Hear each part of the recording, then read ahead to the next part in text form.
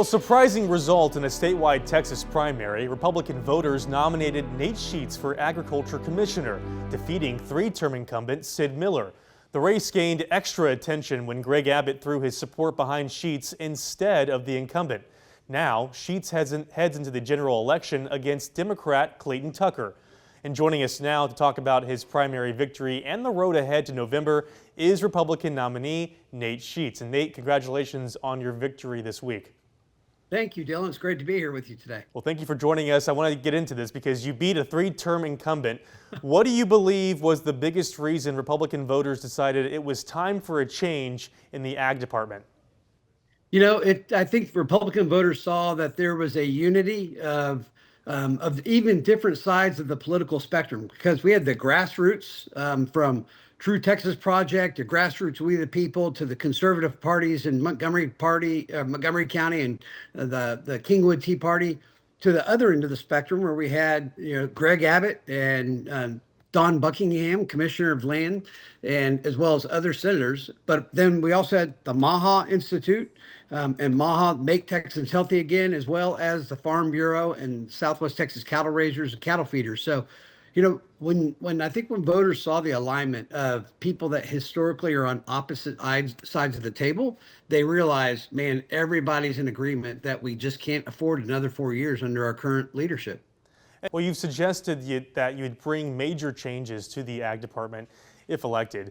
What specifically would you do differently from the current administration? Well, we're going to go in and focus on culture. There's been a lot of really negative culture in the past, I'd say 12 months since this new chief of staff has come in. There's a lot of fear that is kind of managed people.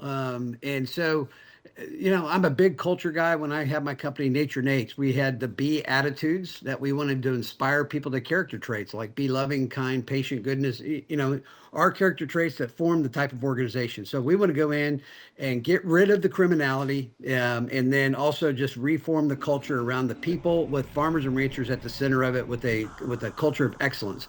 We're going to go in, we're going to look at processes and how can we deregulate and make it easier for farmers and ranchers and agriculture for people to be in business, as well as lowering the fees. Sid raised fees up as much as $26 million to pay for things like his TV show. And then we're going to go and redo the Go Texan program. And we're going to make it was a program originally created to help give producers access to consumers. That's what I've done for my 30 years of career. Took one beehive in my backyard, turned it to the #1 branded honey company in America, Nature Nates, sold in 30,000 stores. I want to take that same experience and passion and help take the Go Texan program and bring consumers and producers closer together. And then finally, really go focus on the future of our kids. The governor wants to be #1 in the state in education.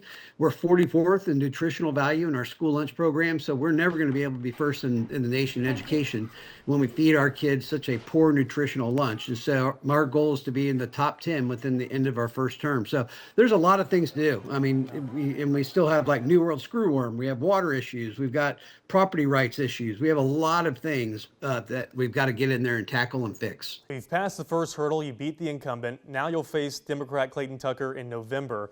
What do you see as the biggest difference between your vision for Texas agriculture and his? As a Republican, I'm a free market, deregulate, get government out of business as much as possible. Obviously, when you're a regulatory agency, especially as it relates to food, there's obviously a food safety component that we have to ensure that we're guarding the public, which I've done for 30 years in the honey business, having the #1 brand. We tested everything for pesticides, herbicides, fungicides, corn syrup, rice syrup, antibiotics. So I'm very, very experienced on the health and food safety side. And again, Democrats want to come in and they want to implement things that are counter to culture. And so as it relates to agriculture, we want to make sure that we don't have, steers wanting to go into heifers' bathrooms or, roosters wanting to get in the hen house or having a steer want to transition to a heifer. We're going to keep heifers and steers. Okay, Nate Sheets, Republican nominee for Texas Agriculture Commissioner. Thank you so much for joining our show, and good luck with your campaign. Thanks, Dylan. Bye-bye. And as we mentioned, Sheets will face Democrat Clayton Tucker in the November election. He's a rancher from Lampasas who currently serves as secretary of the Texas Farm Union.